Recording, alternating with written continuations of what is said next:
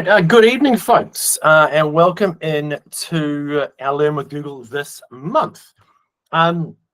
We will start. I have started a recording, just to let everyone know. So if you speak, remember you'll be on the recording. If you don't, you won't. So don't worry about that. And if it does worry you, just feel free to switch off your camera if you want, or just don't speak.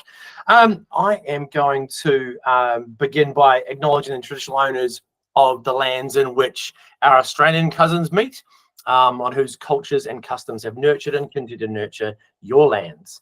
And we honour the presence of the ancestors who reside in the imagination of your land.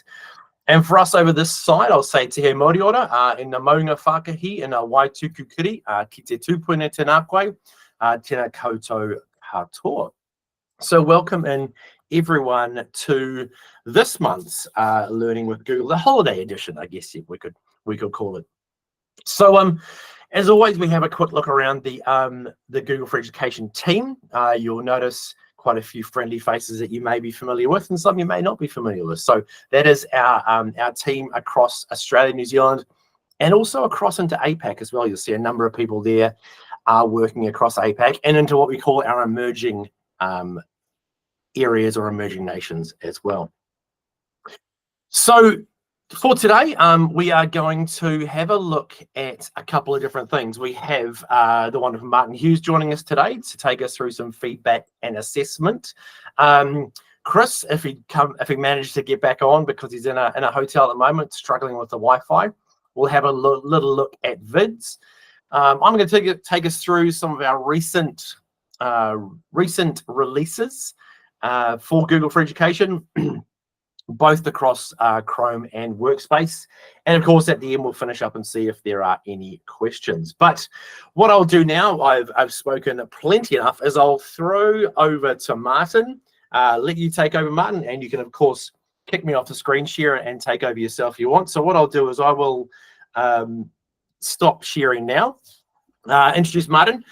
He will also introduce himself, but Martin's looking at how we can improve the assessment and feedback cycle with Google Classroom. So I will stop sharing now and pass it over to you, Martin, and you can get started. Thank you, Steve, and thanks, Chris, and thanks everyone for being here. I'm glad you've called it the holiday edition, because I've definitely got a big bad dose of holiday brain.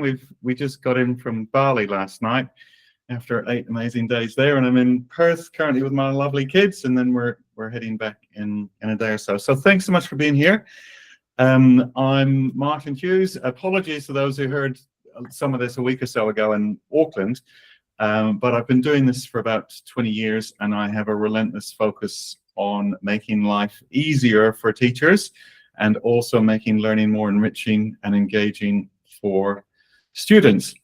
Who wouldn't agree with those sort of sentiments? The real conversation is not around whether we are using technology, but about how we are using it. So part of what I'm going to share with you today is a little bit of a 10-minute sermon sort of overview to start with, just to set the scene. And then the second part, we'll just do some hands-on experience of using Google Classroom with some enhanced feedback cycles sort of built in, and some other little things. So everything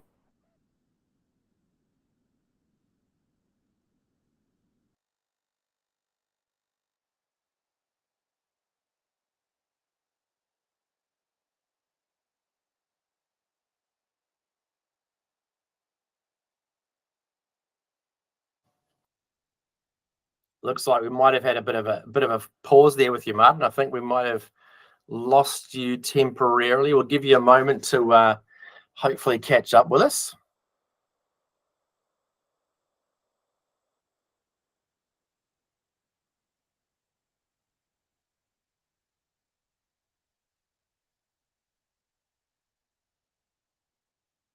Oh, looks like Martin's internet might have gone on holiday as well. That's not ideal.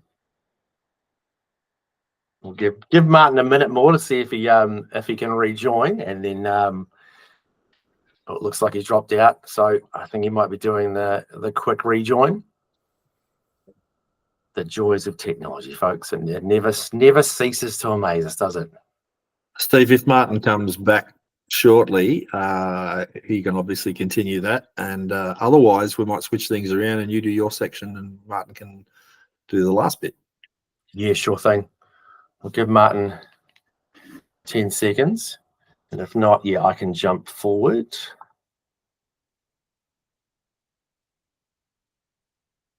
Yeah, let's do that.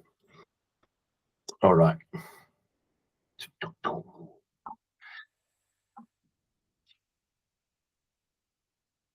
All right.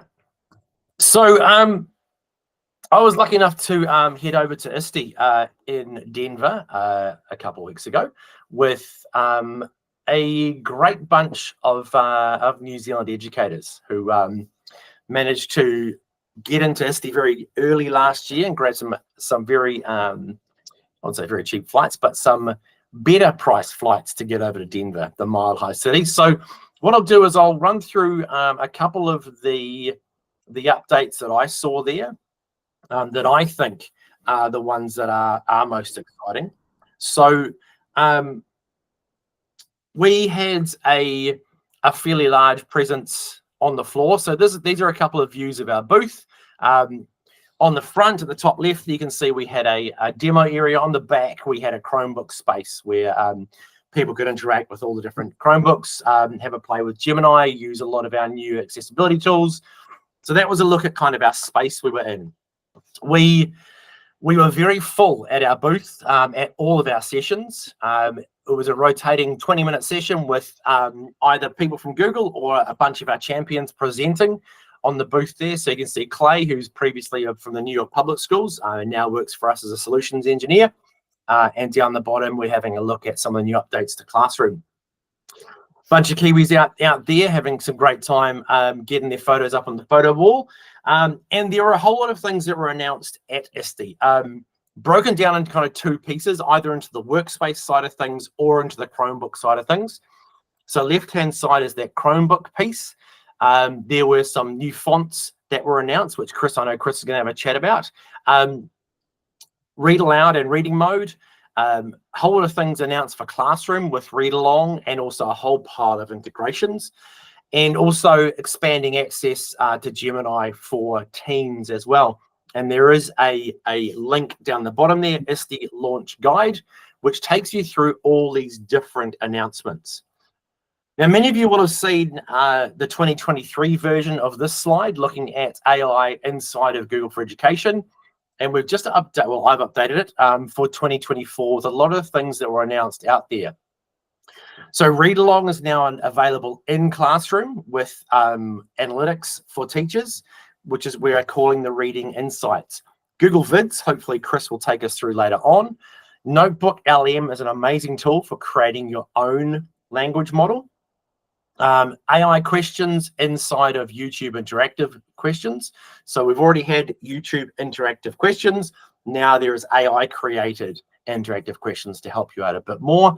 And we have announced an area called Learn LM, which is looking at all these things with a learning focus. So putting the power of Gemini in behind all of these things we are designing to save time and be a lot more helpful for educators. So something that I know our team has been asked about a lot over the last year since we released Bard and then renamed things to Gemini and then released Gemini Chat is the availability of Gemini for teens, like other generative AIs are available for teens. And this has been announced in the next few months to be available for over 13 students. Remembering this is available via OU, so you can switch it on and off as appropriate for your school. A lot of interest in that around the booth at ISTE as well. There is also, we have announced the ability to assist with lesson planning inside of Classroom. So what we're calling this is Gemini in Classroom. This has been announced as a beta, and the beta sign-up address is down the bottom, which we'll share out later on.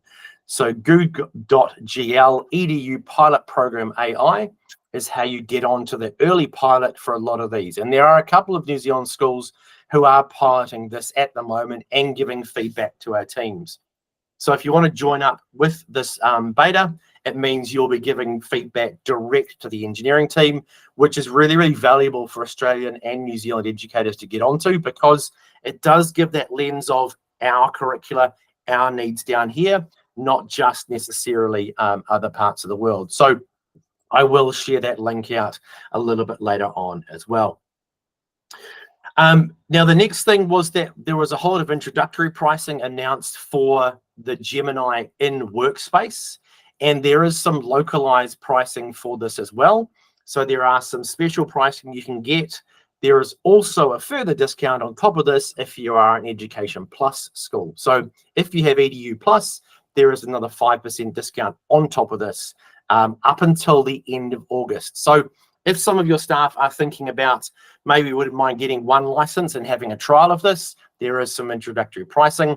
Have a chat to whoever you get your IT supplies from, and they can get this pricing for you. So that is for the Gemini that's built into Slides, Sheets, Drive, Docs, and Gmail. So the ability to have that inside of all the different tools you use. The standalone Gemini is still free and still available for educators. A couple of nice updates to help with reading and writing. So for on Chromebooks, when you're on a page, there is the right click or the alt click on a Chromebook to get me to the Help Me Write, which is shown up here. So we have a little Help Me Write, which is shown up in the top image, and then down the bottom image, let me just turn on my little laser pointer. Down here is the updates to the Help Me Read functionality. So right-clicking or alt-click on a Chrome page will take out all that stuff that doesn't help people who find it hard to concentrate. So two really nice updates for accessibility and for learning inside of Chromebooks there. One of the biggest questions around Classroom was, when can we use student groups inside Classroom? And as said, here in the coming weeks, we'll start to roll out groups inside of Classroom. So you can preset some groups, give them a name, and as you can see here, you can then give work to individual groups. So you don't have to do your whole list of kids and go and click them individually. You can then choose which group you've got there. So you call in them whatever you want to with the students in them. So making that ability to differentiate a lot easier. And of course, we talked about read along. So read along, I don't have access to the video, fantastic, is the ability to put a book into Classroom now. And when you do have that book, the students obviously read into Classroom there, and you will then get a whole lot of feedback on their reading. So if you have the need, obviously, to track students, see how their reading levels are going, with read along inside Classroom, the educator will get a snapshot of their progress for speed, accuracy, and number of words they've read, and level they're reading at as well. Hey, Steve. So the other thing that was announced was the ability to create these different books as part of those reading groups. So giving this book to that group and then this book to that group. So the two of these are very much interconnected. So trying to help out with differentiation and different leveling of reading as well. Now, one of the things that Chris was talking about there earlier, Chris, are you online and able to talk about this? Yeah, can you hear me or not? We can hear you, mate. Definitely. Jump Excellent. on in. Yeah, sorry, the Wi-Fi is terrible here. Yeah, one of the things we announced a couple of years ago, if you recall, we finally managed to get foundation or beginner fonts into Google Workspace. At least we got it for all of the Australian states. And that started a conversation with the fonts team here at Google. And they became much more aware of the need for these specialized fonts for education, which wasn't really on their radar before, to be honest. And so they went away and worked on not only creating some new fonts, but basically re-engineering the way they create fonts. So they've created a new font family called Playwright. And the best way to access it, if you just go into Google Docs and go to sort of add more fonts, when you do the search box there, if you just search for the word Playwright, it will bring up the entire family of fonts. And as you can see in the screenshot there's one there for New Zealand, Australia, South Australia, Australia, Victoria, Australia, Tasmania, and so on. And the ones that aren't blue are things like Norway and I don't know what CO is, but like there's all different countries and states and stuff in there. There's probably 30 or 40 fonts in there that belong to this handwriting family. And I had a chat with the font team the other day, and they tell me now that they've developed this font engine that if another country comes to them and says we need a specific font for our type of handwriting that we need, they've got like a base engine to start from, and then they simply tweak the way the fonts sort of curl around and the angles and stuff. So getting new fonts now is going to be much faster. So what we've got now, we've still got the beginner handwriting foundation fonts from for Australia, which we had a couple of years ago. And then now with Playwright, we've got these handwriting fonts that are simulating the, like what we used to call running writing when I was a kid, but, the sort of the cursive writing. So you've got access to all of that stuff now, and hopefully keep your eye out for more. I did have some conversations with the font team about the possibility of creating dotted line versions and outline versions of fonts, which a lot of early years teachers would be very keen to hear, I think.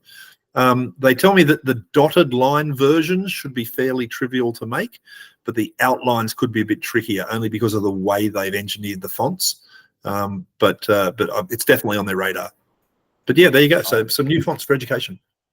Yeah, look, Chris spent quite a lot of time, years it must have felt like, trying to convince the fonts team to get the Australian fonts in there. So this is one of Chris's, I guess I call it a legacy project, if you like. So it's one of those things that he has brought in very, very well and spent a lot of time and learned a lot about fonts. I did. You can call it a legacy font when I'm dead, Steve. Exactly. All right. So a couple other things are some things we covered last time. If you haven't seen Notebook LM, do have a look at that. That is a fantastic tool that's available for you. It is still labeled as experimental, but a really cool tool to jump into if you want. All right, so that is our updates section, which we normally do at the end. So what I'll do is I'll pass it back to Martin. I will jump in our presentation back up to our screen and put and Martin. Steve, I'm fairly certain I don't have the bandwidth to dig in and show a vids thing at the moment. So I'm going to donate my little bit of time that I was going to use to Martin to do his thing. And we might do a bit more of a deep dive into vids next month. That sounds like a great idea. I can do a quick little show of them, what they look like, if we have time at the end of the year. I think digging into it next time would be perfect. So, Martin, welcome back, and we'll pass it back I was to so you. determined not to make any snarky comments about Australian broadband, and I didn't, but I'm hotspotting now, so off my daughter's phone, so fingers crossed. So yes, so I'm still Martin, and I've been doing this work for 20 years. And I have a relentless focus on making the behaviors we want to see more of in classrooms easier, and the behaviors we want to see less of in classrooms much harder and much less likely. And of course, technology has an amazing part to play in this. It can either be a problem or a solution, depending on how we are using it. So a lot of what I do is around those two words. It's not whether we're using stuff, it's how we're using it. So all that technology does, it just amplifies what we're doing. And I'll just share my screen, hopefully, and I can get into, where are we at? I'll go onto our screen. Right. So hopefully you can see my screen. Would that be right?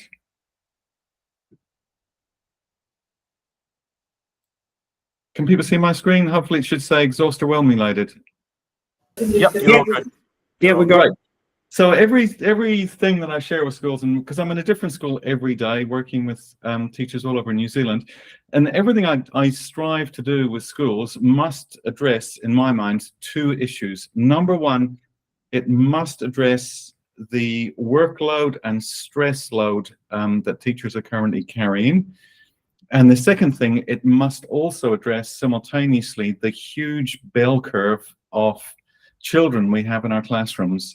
It used to be back 100 years ago when I was teaching, I could pretty much teach to the middle and more or less get away with it, but that is no longer possible.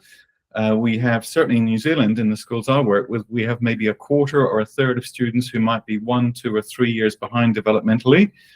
We've also got the COVID long shadow hanging over their development, and then we've also got kids at the top who may well be well behaved but are not necessarily achieving according to their capabilities. So until we break the link between the enhanced student outcomes that we all want and the perceived increase in teacher workload, we're not going to go anywhere as a profession. And so what is stunning about so many of the tools that Google relentlessly releases and optimizes is that it's actually making us easier to do this. And the biggest challenge I see in schools is not so much learning these amazing new tools, it's unlearning some of our old habits, and for some of our kids to be unlearning some of their old habits. So new technology begins by making old work easier, but then it requires the new work to be better, not just replicating what we did in the past. So the bell curve issue is pivotal, not just for teachers, but also for students. And everything we do must be differentiated to meet those needs of those learners. So today we'll take a very, very quick look at this idea of well-being, thinking, which is the most important key competency and an enabler of learning, engagement, because there's a lot of discussion around that, scaffolding, differentiation, and feedback, which are the 3 pedagogical tools that I relentlessly share and encourage people to find smart ways of enabling. Rubrics, and then routines, rotations, and relationships. So all of that in a quick sort of 15 minutes, hopefully. And like I said, the last part will be hands-on experience in some of this. So first thing is just a very quick, simple model about how the human brain works. So there's 2 ways the human brain works. One is over here with these 2 guys, and this is called type 1 thinking. This is where the brain is not particularly busy. We're not making very much effort in our conversation. We're listening to the sea. We're listening to people around us. It's just a meandering conversation. Up here is type 2 thinking, where the brain is absolutely laser focused. It's much less aware of what's going on around it, and it's just zoomed in really tightly on one activity. And so in a classroom, it's really interesting to notice these sort of cognitive behaviors, because with a type 1 focus, the child has got quite a wide searchlight beam. They might be listening to the teacher or doing a bit of work, but drifting back and forward in and out of conversation. Type 1 focus takes very little effort, and sadly, most of the memories that are accumulated during type 1 focus are wiped at the end of that session. And lastly, a warm and demanding teacher is not essential to have a classroom with type 1 focus. All young people, I would suggest, need adults in their lives, whether they're sports coaches or teachers or parents, who are warm and demanding. Too much of one and not enough of the other is not a good place to be in. With type 2 focus, it takes practice and discipline and effort. The memories are much more likely to be preserved, and a warm and demanding and competent teacher is absolutely essential. And so when we sort of think about those 2 ways of thinking with the most common ways that I see technology being used in classrooms, it reveals, things that are initially quite concerning, but they also reveal things that are massive opportunities. So the most common activities that I see in classrooms with kids using Chromebooks is these 2 here: consumption-based activities and open-ended creative. And it seems to be that both the student body and the teaching body have sort of migrated towards options and activities that require very little work on each part. So the teaching load for these is very light. The feedback is very low for these. And for the student focus, it's often predominantly type 1, particularly for students in the bottom half of our bell curve. What I much prefer and what I see as much more valuable is what I call structured creative. And that is where the tasks are scaffolded, differentiated, and we have high levels of formative and summative feedback. The teaching load in the old way of thinking is high, which is why we don't do it as a profession. But in 2024, not 2023, it's low, using a lot of the smart tools that Chris and Steve have been talking about and we're all already aware of.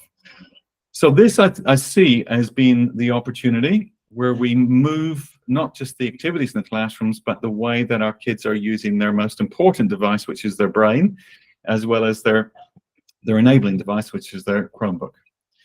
Now, I came across this amazing diagram from Alice Keeler a couple of months ago. She released yet another zinger of a book. And it's all about engagement. And very often as teachers, we can see kids in these two binary sort of states, either non-compliant or compliant. And we sometimes confuse a child who is compliant with a child who is engaged.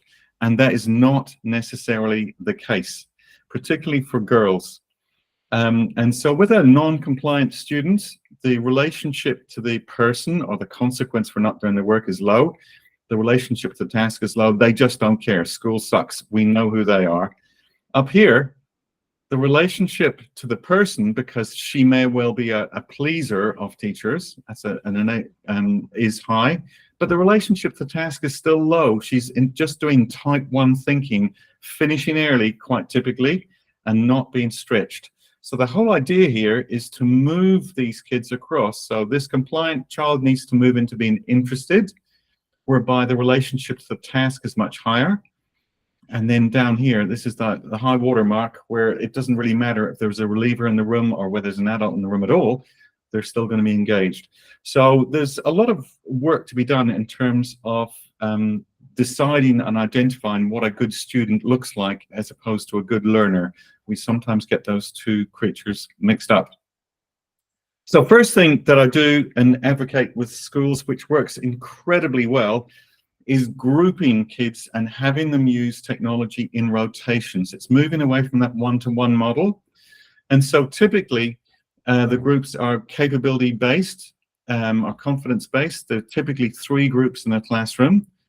And in the first rotation, the most confident students are on the devices on a well-scaffolded and well-developed task. The least capable, least confident kids are conferencing with their teacher. They're able to ask questions that would not necessarily, they'd feel brave enough to ask in a whole class situation. And they're getting all fired up and G'd up about the task before they actually do it. And so within these 3 rotations, everybody has quality differentiated time with the teacher. Everybody has ambitious time on their device because we're putting them under appropriate time pressure and accountability. And they're getting formative feedback, not just, post-mortem feedback at the end, all the way through it. So it completely transforms the dynamics of the classrooms that I see this work in. It strengthens the relationship between teacher and student, and we actually start to get more value from these devices. So I sometimes challenge kids and teachers to draw attention to the fact that a Chromebook is 300 or 400 times the price of an exercise book, and yet we're often getting less work to a lower standard in more time. So we're going to also talk about using rubrics, which I'm going to rip into in just a few moments, which are built into Classroom already. Not many teachers I see using them, but once they do get the hang of it, it really, really benefits because we are getting more work to a higher standard in less time from our students. And the other thing is around feedback. So feedback, and many kids need to be taught that feedback is not personal criticism, it's an act of care. And in classrooms, very often there's a culture whereby they've just got used to the last 5 or 6 years not acting on feedback. So we can use rubrics to incentivize them to act on feedback. And this completely changes the dynamics of the classroom. Feedback must be fast, fair, and actioned. And when there's a number assigned to it, as well as it being verbal and written, the uptake is massively improved. Massively improved. I cannot overemphasize that. Another great thing about feedback is having it being multimodal. And again, Google Classroom lends itself really well to this, particularly if you use something like Mote as an extension on top of that.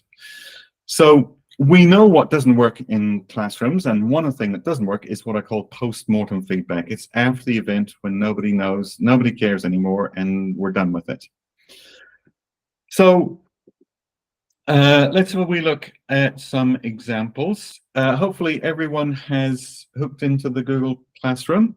There's the code if you haven't. Is there anyone who needs to scribble down that code before I move on to my screen? My Google Classroom screen, are we all okay? I'll pop it in the chat, Martin. Oh, thank you so much, Chris. I appreciate that. And also, just before we start, are there any questions from what I've been talking about so far? Cool. Okay. Right. So if we jump into Classroom, I will just I'll make one task live. So this is a very, very, very simple task, and what I've noticed is that I have given a task. It's very simple. It's just a really simple Google Doc with two little pictures, and it's about, would you rather be able to talk with animals or control the weather? There is no right answer. It does involve writing. It involves using the word because kids are often reluctant to use that, and they're reluctant to do full sentences. Now, I have had kids in year 3 and 4 complete this quite well, and I've had kids in year 9 and 10 be in tears because they can't. There are some troubling trajectories happening in some of our schools, certainly in New Zealand, and so this is a good sort of diagnostic tool. It's a good place to start. You will notice in your Google Classroom, not only have you got your own copy of that document, but there's a rubric. So because you're all students in this Google Classroom, and you will see that if you write 5 full sentences, you get 5 points. If you do 4, you get 4 points, etc. By using the word because, you get a certain number of points, and by clicking on turn in rather than share, you get some extra points. So the rubric is designed by the teacher to deliberately tackle some of the poor habits around work completion or workflows that the kids don't have. So shall I give you just a quick sort of minute just to write 1 or 2 things in that document and to turn it in, and then I'll show you how some of this formative feedback works, and then we can look at some other examples as well. Does that sound reasonable? Yes. Just a reminder to everyone too that because of the way Classroom is structured, where everyone usually has to be in the same domain, Martin has set this up that you can access it if you're using a Gmail account. You probably won't be able to access it using your school account. Thanks for that, Chris. I'd forgotten to mention it. Well done.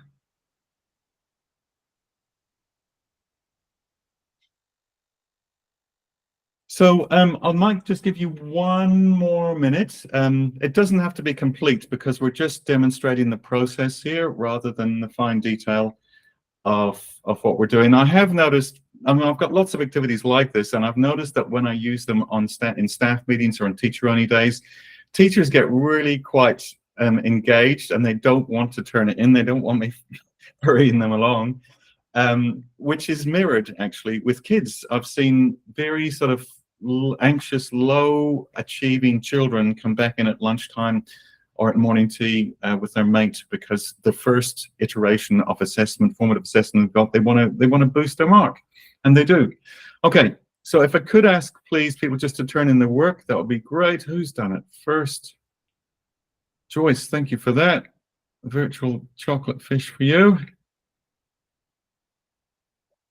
Now, I'm going to go through a few things in Google Classroom, and it may well be that you are fully across them, and for that I apologize. But the reason I'm doing this is because when I'm at any one time I'm working with 15 or 20 schools, and I have yet to work in a school where teachers are aware of a lot of the features in Google Classroom that maybe we take for granted. So, of course, the first thing is that if I want to go to a different student, I've got this drop-down menu. A lot of teachers are still opening lots of different tabs. Another thing is that I have now got my rubric along here. So I can see that Joyce has done 3 becauses, so that's quite good.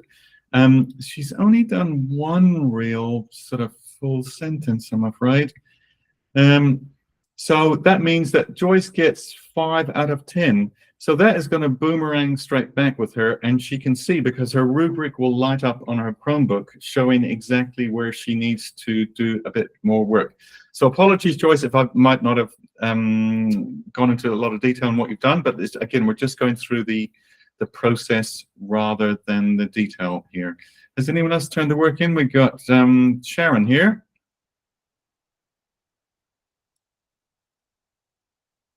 Great, so we have a full sentence. We've got one because.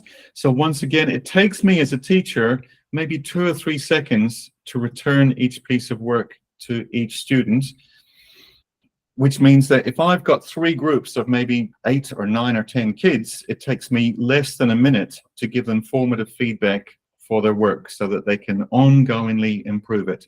If I was now going to go to maybe Chris, who's turned his work in, as well as marking Chris, oh my God, is this going to be the best one? I suppose it would have to be. We've got, okay, well, I'm going to be quite generous here, I think. We've got a couple of full sentences. We've got, I think we've got 2 becauses. So Chris is up on 7 out of 10. Now, the other thing, of course, that I can do here is that, I better give him 2 marks for turning in because he did. I missed out the other 2 on that, sorry. Is I can highlight a sentence that the child has written, and of course, I can give the child feedback on that sentence. You probably already knew that. What a lot of teachers are not aware of is the comment bank. So if I hit the hashtag, Shift and 3, all of my comments that I'm habitually giving to my kids will automatically populate. So this comment bank is located here. It doesn't automatically become visible when we're using Google Classroom. You have to click on that button, and over time, a teacher can add those regular phrases that we are using so that it boomerangs straight back to the child with less work for the teacher. Okay, so I'll just pause for breath there. Are there any thoughts or wonderings or questions before we look at a couple of other ideas and examples? Yeah, I just excuse me. Just put in the chat some of the Easter eggs that Google's got for the comments. So what I mean by that is if you put, for instance, an underline line, a dash, on either side of the word, it goes italic. If you use a little star symbol before and after the word, of course, it goes bold, and you can integrate the 2 as well. You put them together and you have bold italic words, which the kids love because it really stands out what you actually want the kids to know, and they love the emojis. Right. Yeah. Keep it short and sharp, though, your comments, because I'm going to read it otherwise. That's exactly my right, experience. Yeah. Definitely. Yeah. Definitely, you're exactly right. And having fast, elegant ways that kids notice the feedback is really pivotal. Another thing, of course, that we can do, I mentioned Mote earlier, which is a stunning app, means that if Chris was a child who was particularly anxious or disengaged, I can click on here and give feedback, which is just for him. It's personally recorded. It's that wee bit more motivating and incentivizing, and no one else gets that message except Chris. Lucky him. So it's a really, really good thing to be looking at. Okay, any other thoughts or questions before we go to something else? Cool. Okay. I'll just do maybe one other example. And so sometimes what I do in schools is I work one-to-one with teachers over 90% of the time, because it's the only way that gets real lifts, and it's the only way that we can differentiate and scaffold for teachers pedagogically and technically. And sometimes I end up just rewriting tasks for teachers just to demonstrate some of the strategies that work really well in classroom. So this is an example of a task that a teacher had set her kids. It was actually in the high school, it was year 10, and she was immensely disappointed by what the kids turned in. And I was sort of challenging her sort of gently, because she grabbed this off Pobble, which is fine, I suppose. But she put more effort into writing lines here than she had into sentence starters or scaffolding or strategies to identify and support kids who are reluctant writers. And so just as and this is not a model, this is not, what I'm going to show you next is not perfect. It was just something I knocked out in less than 5 minutes just to demonstrate to her what we could do with the same task. So we grabbed the same sort of thing off Hobble. I put in another picture and I just put in these words. Think about the image on the left and imagine that it is you. Use the word bank again straight off Hobble. And so in less than 5 minutes, we have got a task that is much more engaging. It's visually stimulating. It's got more scaffolding. And when I put it into Google Classroom, which I will just hopefully turn on for you guys, you'll be able to do this. You'll get your own version. And once again, there is a rubric with this. The rubric probably takes, that one would have taken me maybe 2 or 3 minutes. So in total, the whole task, the document, the rubric, and putting it onto Google Classroom would have taken way less than 10 minutes. And this is one of the major conversations I have with teachers, not just about making tasks for kids that are more appropriate, and then using AI, or IA as I refer to it quite often, as intelligent assistants, to make even better tasks for kids to engage with. So there's only one rule of teaching in my mind, and that is you begin where the learner is at, not where they could be, not where they should be, but where they're actually at. And I see that as being equally true for teachers as it is for students. So when I'm working with teachers who maybe are using, you know, tasks for kids that are not scaffolded or differentiated, I start where they're at and I just try and develop what they've got a wee bit further. And then we try it out and they can see for themselves how much more engaging and how much more productive the process can be. So hopefully you're all doing a quick effort on that little bit of writing about the Arctic.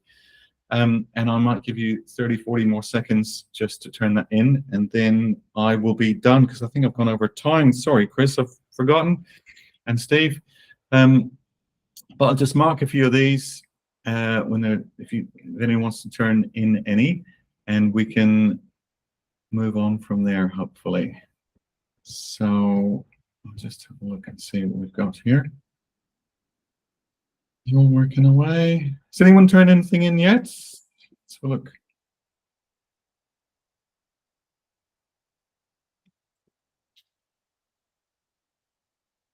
I'll give you another couple of seconds.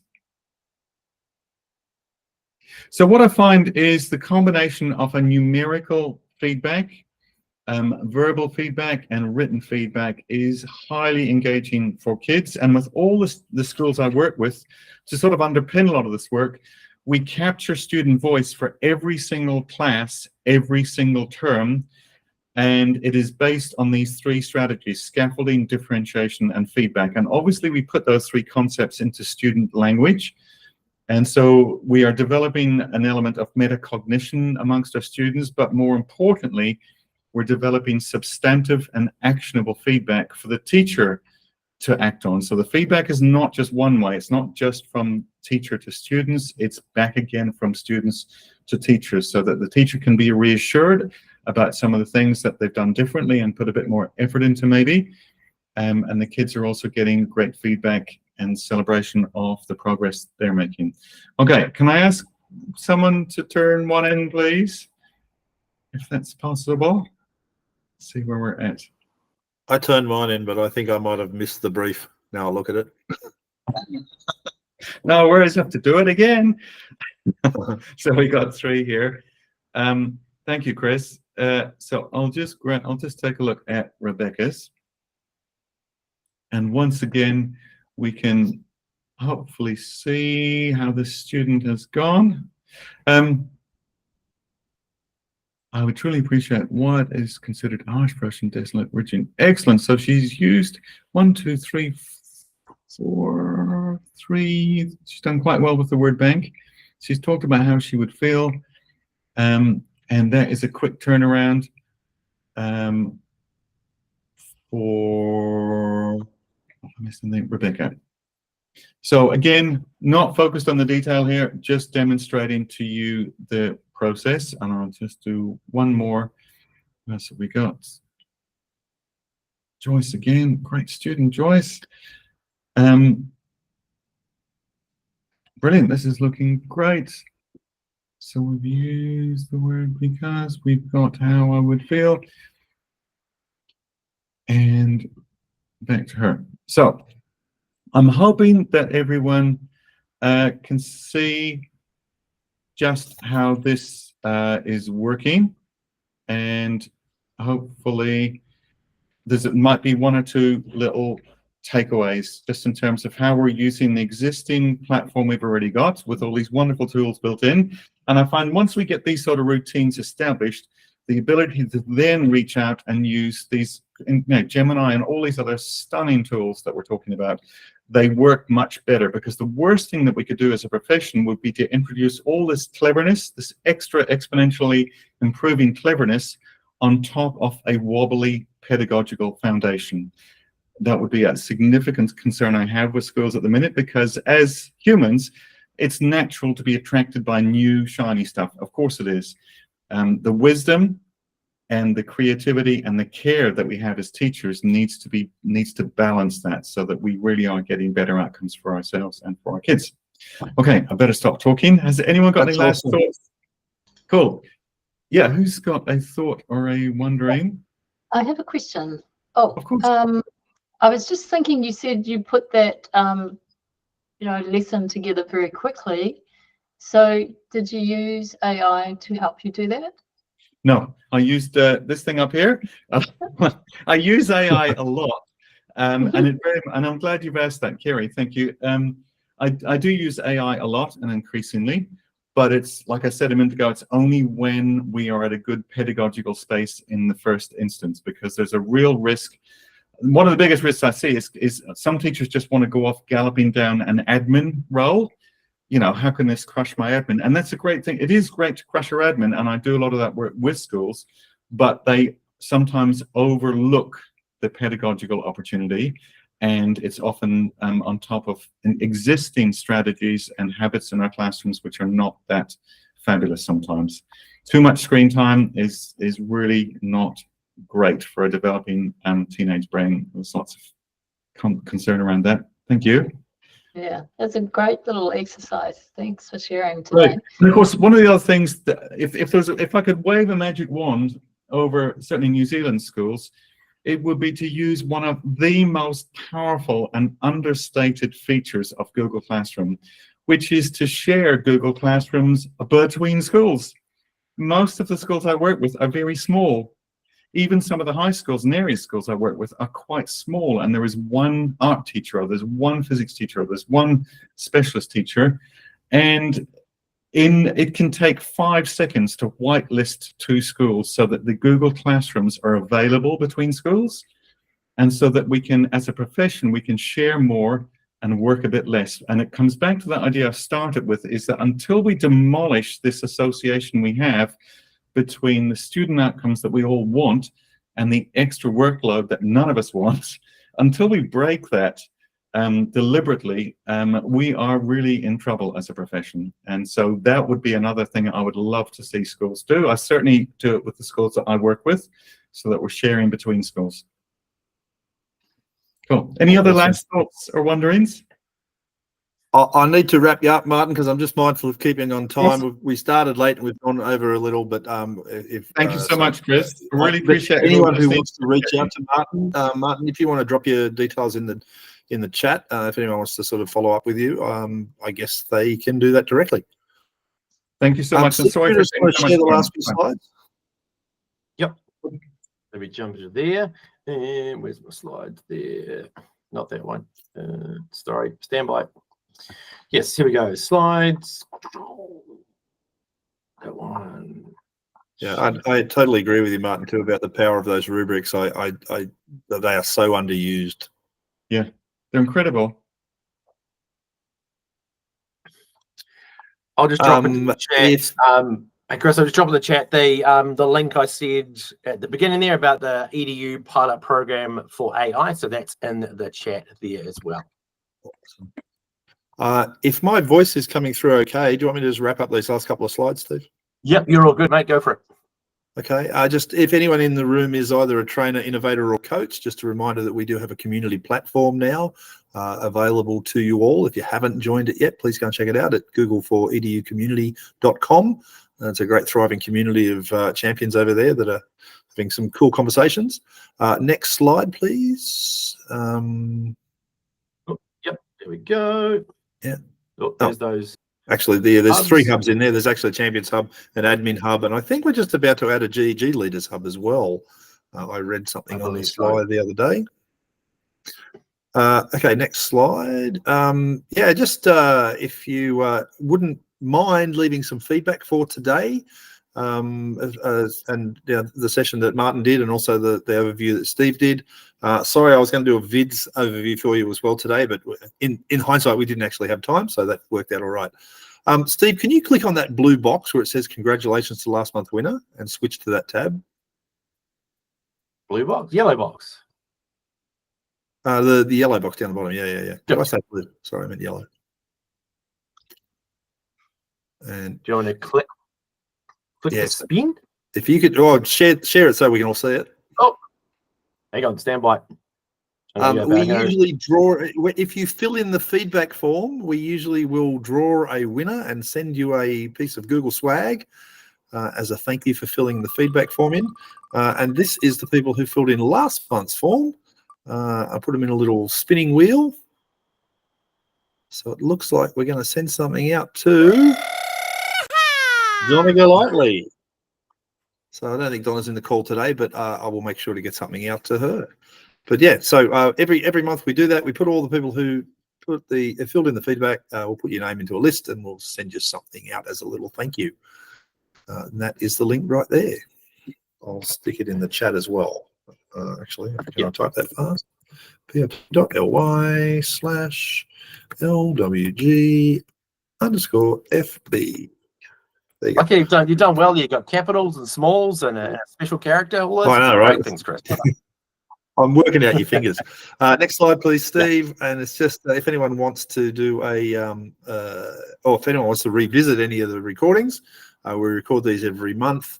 And we do have a nice archive over on YouTube as a YouTube playlist. And you can find it there at bit.ly/LWG_rewatch. And so, yeah, anything you missed out on, you can go back. We'll make sure the recording for today goes up on there within the next, probably next 8 hours or so. I'll make sure it's on there. And last slide is if you want a PD certificate for having attended today, just scan that code or type that address in.